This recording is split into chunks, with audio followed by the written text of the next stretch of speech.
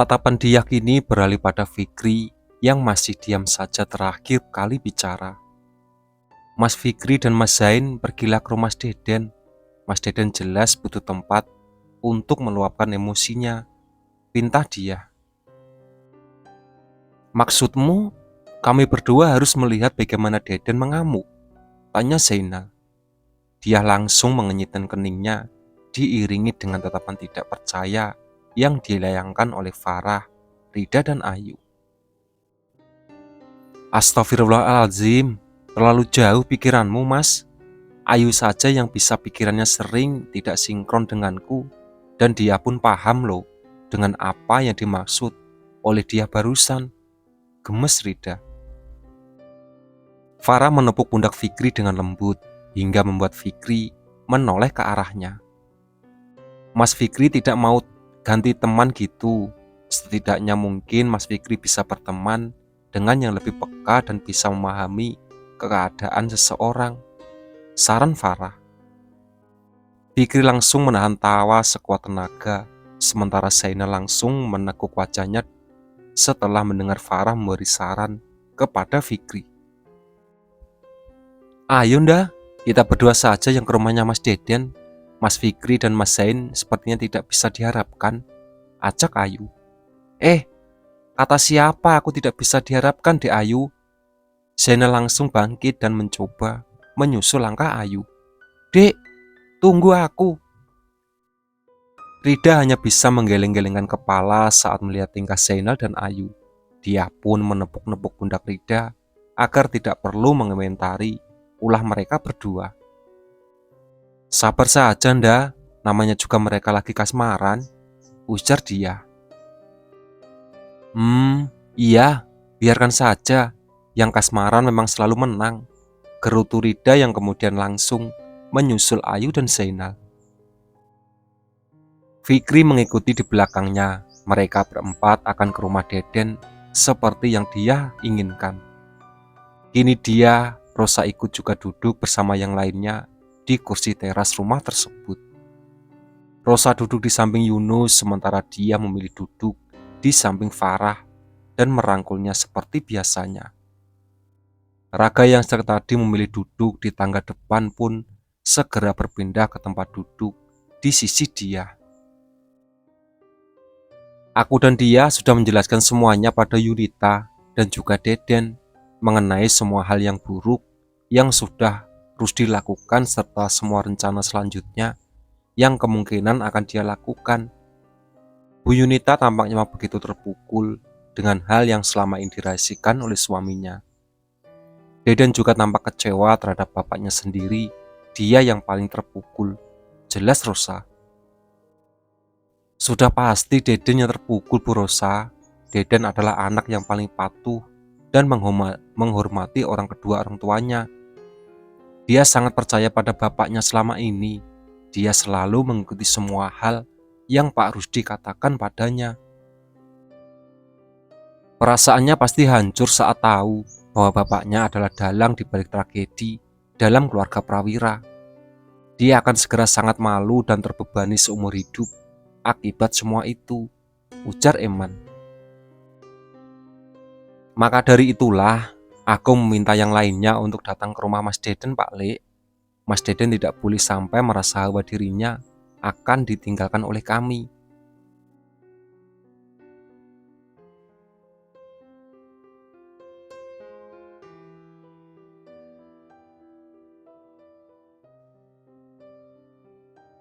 "Mas Deden tidak boleh sampai merasa bahwa dirinya akan ditinggalkan oleh kami, teman-temannya sejak kecil. Sebisa mungkin kami akan merangkulnya, termasuk aku yang tidak lain adalah korban dari kejahatan bapaknya. Mas Deden dan Ibu Yuni jelas tidak tahu apa-apa, serta tidak ada sangkut pautnya dengan perbuatan Pak Rusdi. Saat ini sebaiknya kita hanya fokus pada pencarian Pak Rusdi. Dia bisa kembali muncul secara langsung atau tidak bisa juga hanya datang dengan mengirimkan makhluk halus yang mengirimnya menerima perintahnya, jelas dia." Zainal merangkul Deden saat itu hanya menatap kosong keluar dari kamarnya. Tatapan Deden jelas hanya tertuju pada rumah keluarga Prawira. Rasa bersalahnya benar-benar meluap begitu saja ketika ingat bahwa rumah itu selama ini selalu diganggu oleh makhluk halus, yang ternyata adalah kiriman dari bapaknya sendiri. Dalam pikirannya terlintas wajah-wajah seluruh anggota keluarga tersebut yang sudah meninggal dunia, serta wajah dia yang masih bisa dilihatnya setiap hari. Den, semua itu bukan salah kamu. Kamu dan ibumu tidak salah apa-apa. Jadi jangan menyalahkan dirimu terlalu dalam. Kamu bahkan hampir diperalat oleh bapakmu sendiri dan dinikahkan dengan dia demi ambisinya. Jika saja dia terlalu bertemu lebih dulu dengan Raga, kamu juga korban, Den, ucap Zainal. Kami tahu perasaanmu terhadap Nondia adalah perasaan yang murni, bukan karena ada sangkut pautnya dengan ambisi bapakmu. Kami tahu kalau kamu memang suka padanya sejak lama. Nondia pun tahu akan hal tersebut, Den. Maka dari itu, dia lebih memilih tidak membicarakan sama sekali ketika akhirnya dia jatuh cinta pada Raga. Dia tidak ingin kehilangan kamu, Den. Dia tidak ingin kehilangan teman dekatnya sejak kecil, apapun alasannya. Maka dari itulah, Nondia tetap ada di sisimu, meski saat ini dia sudah memiliki Raga. Kamu ada teman terbaik bagi Nondia, Den. Jadi jangan membuat jarak dengannya, meski kamu sudah tahu segalanya kejahatan bapakmu, tambah Fikri. Deden masih saja menatap kosong ke arah rumah keluarga Prawira. Ia mendengar semua bujukan itu, namun perasaannya sudah terlanjur kecewa terhadap Rusdi. Ia bisa menerima keputusan dia saat memilih Raga, tapi tidak bisa terima saat tahu bahwa hidup dia menderita karena hasil perbuatan bapaknya. Aku ingin mencoba menebus kesalahan bapakku, ujar Deden lirih. Rida dan Ayu mencoba mendengarkan dengan baik, meski Deden bicara begitu pelan. Zainal dan Fikri saling menatap satu sama lain, lalu memilih untuk tidak memberi tanggapan sebelum Deden selesai bicara. Saat ini kita semua sama-sama tidak tahu kemana bapaknya melarikan diri. Dia bisa saja menargetkan dia sekarang setelah tahu bahwa dia tidak akan bisa memenuhi ambisinya untuk dinikahkan denganku, dan setelah dia membongkar kebusukan selama ini. Jadi mulai sekarang aku akan selalu mengawasi rumah keluarga Prawira dari sini. Sedikit saja ada keanehan yang terjadi, maka aku akan segera mencoba mengatasi. Kalau bapakku ingin membunuh seseorang lagi setelah perbuatannya terbongkar, maka orang yang pertama harus dia bunuh adalah aku. Dia harus melangkai mayatku jika ingin menyakiti dia. Rida sudah tidak tahan, wanita itu bangkit dari tempat duduk, lalu mendekati pada Deden secara paksa. Rida mengenyit Deden dari posisinya dan membawanya keluar dari kamar pria itu.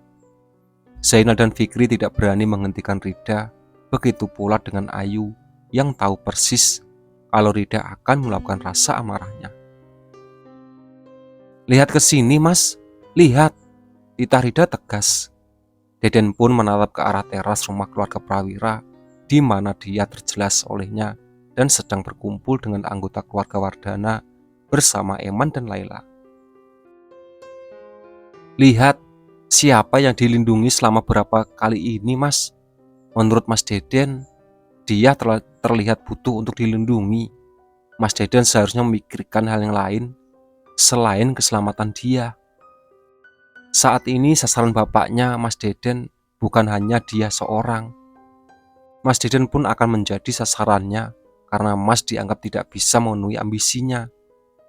Kalau sampai terjadi sesuatu pada Mas Deden ketika Mas sedang lengah, lalu siapa yang akan melindungi ibunya Mas Deden? Mas Deden mau kalau sampai ibunya Mas Deden kehilangan segalanya. Mas Deden sadar kan kalau Mas Deden adalah hal satu-satunya yang paling berharga dalam hidup Bulik Yuni. Mas Deden paham kan? Fikri kembali ke rumah setelah salat maghrib.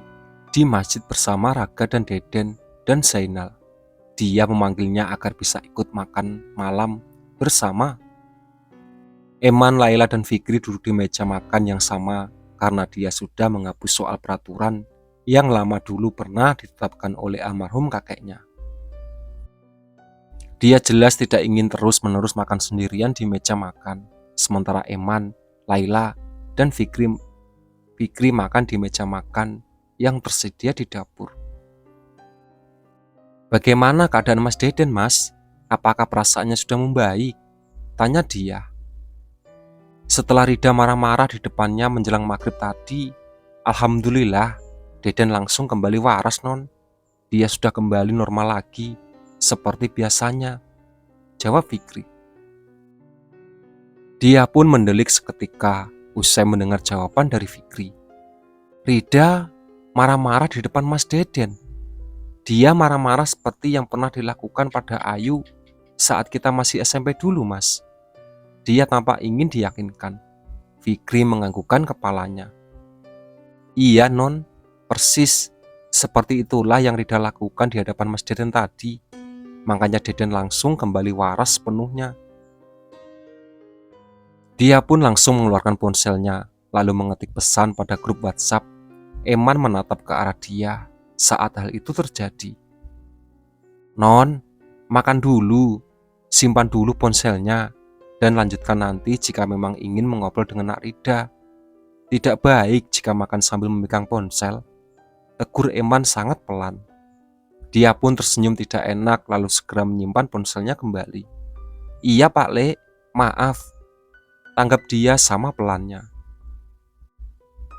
Fikri tersenyum saat melihat dia yang sedang tidak bisa berkutik. Sejak dulu dia memang segala patuh jika sudah mendapat teguran dari orang tua. Jadi jika Eman dan Laila menegurnya, maka dia akan langsung transformasi menjadi wanita yang sangat manis. Tambah lagi ayam dan sayurnya, Non. Jangan makan terlalu dikit, ujar Laila sambil menambahkan satu potong ayam bagian dada ke piring milik dia. Dia ingin menolak, namun ayam itu sudah terlanjur berada di piringnya. Fikri pun tertawa pelan saat melihat ekspresi dia saat itu. Dia sudah jelas sedang tidak ingin makan banyak, namun terpaksa harus makan banyak karena Laila tidak ingin membiarkan makan terlalu sedikit. Kenapa, Non? Takut gendut kalau makan banyak? Takut Kang Mas Raga Wardana tidak cinta lagi? Gampang, suruh saja dia pakai kacamata lensa wet biar non dia tetap terlihat langsing meskipun mengalami kenaikan berat badan, saran Fikri.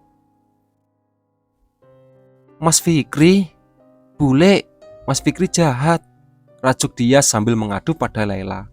Fikri, jangan ganggu non dia terus, Nak. Biarkan non dia makan dengan tenang, tegur Laila sambil mencubit lengan Fikri. Fikri pun tergigit geli meski merasakan sakit pada lengannya akibat cubitan dari ibunya. Laila beranjak ke dapur setelah dirinya dan Eman selesai makan. Fikri dan dia masih berada di meja makan karena belum menghabiskan makan mereka. Prang, astagfirullahaladzim. Dia dan Vicky kompak beristighfar. Mereka berdua langsung berlari ke dapur untuk mendatangi Laila.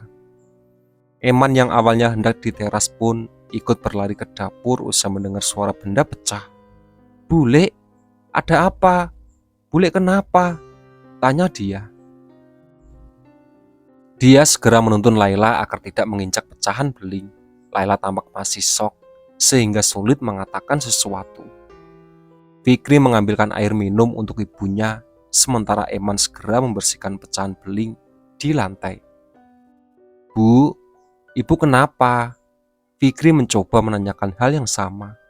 Tadi di luar jendela ada pocong, Nak. Pocong. Pocong itu mendadak muncul sesaat. Dia tidak menunggu Laila hingga selesai bicara. Wanita itu langsung berlari keluar dari dapur menuju pintu belakang. Ia keluar dari rumah dan mencoba mencari pocong yang dikirim ke rumahnya untuk menakut-nakuti Laila. Fikri mengejar langkahnya, sementara saat ini Laila sedang ditenangkan oleh Eman. "Non, jangan terlalu jauh perginya, ini sudah malam," ujar Fikri. "Rusdi benar-benar pengecut, Mas. Dia cuma bisa menyuruh makum-makum suruhan untuk menakut-nakuti keluarga ini, tapi tidak berani muncul di hadapanku secara langsung," ungkap dia blak-blakan. Dia tampaknya kini tidak mau lagi menyembunyikan rasa geramnya terhadap Rusdi. Fikri memaklumi hal itu karena tahu bahwa dia sudah merasa muak dengan semua hal buruk yang terjadi di dalam hidupnya. Fikri juga sebenarnya merasa muak dengan Rusdi, namun dirinya jelas tidak bisa melawan Rusdi seperti bagaimana dia melawannya. "Mas Fikri, awas!" Dia segera menerjang tubuh Fikri saat melihat pocong yang bergelantungan dari pohon samping rumah. Pocong itu sengaja berayun-ayun di udara untuk menyerang Fikri yang sedang lengah. Dia pun akhirnya paham bahwa pocong itu dikirim untuk menyakiti dia melalui Laila, Eman, dan Fikri, sehingga dengan mudahnya pocong itu terlihat oleh ketiga orang tersebut. "Pak Lek, ayo cari Pak Lek.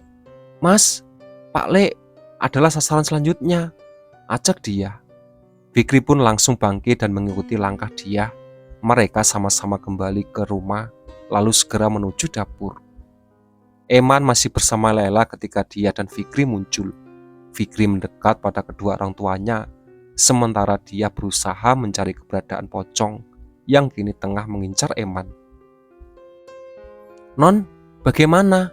tanya Fikri pelan. "Apanya yang bagaimana, Nak? Ada apa sebenarnya?" tanya Eman. "Bapak tenang dulu, nanti saja kalau Bapak memang butuh jawaban. Biarkan Non dia." "Shh," titah dia. Mereka bertiga benar-benar diam setelah mendengar arahan singkat dari dia. Pintu dapur yang awalnya terbuka lebar perlahan menutup dengan sendirinya. Dan di balik pintu itu ada satu pocong yang begitu besar dengan wajah hancur. "Tutup mata kalian," titah dia sekali lagi. Fikri menutup mata ibunya sebelum ia menutup matanya sendiri. Eman pun melakukannya, meski sebenarnya ia ingin sekali melihat ke arah yang dia lihat. "Jika ada yang membuka mata sebelum aku memperbolehkan, kalian akan melihat pocong itu seperti bule Laila. Melihatnya tadi, maka pikiran kalian akan terjebak dalam jebakan kegilaan yang diinginkan oleh Rusdi," ujar dia agar tidak ada yang melanggar. Pocong berwajah hancur yang tadinya hanya terdiam di balik pintu dapur itu mulai melompat-lompat menuju ke arah Eman, Laila, dan Fikri berada. Dia meraih satu wadah air minum berukuran sedang dari atas meja-meja dapur, lalu menghadang dengan langkah pocong berwajah hancur tersebut. Dia segera menyiram Eman, Fikri, dan Laila dengan air yang sudah ia doakan tersebut. Ketika pocong itu hampir mencoba merasuki Eman, pada saat itu pula sosok langsung terbakar dan lenyap bersama pocong-pocong lain di luar sana. Pocong yang mungkul di jendela dan juga yang bergantungan di pohon samping rumah ikut lenyap bersama pocong berwajah hancur tersebut. Dia menjatuhkan wadah air minum dari tangannya, lalu memeluk Fikri, Eman, dan Laila sambil berusaha menahan tangis. Fikri merasakan bahwa tubuh dia mengalami gemetar hebat. Non dia baik-baik saja kan?" panik Fikri.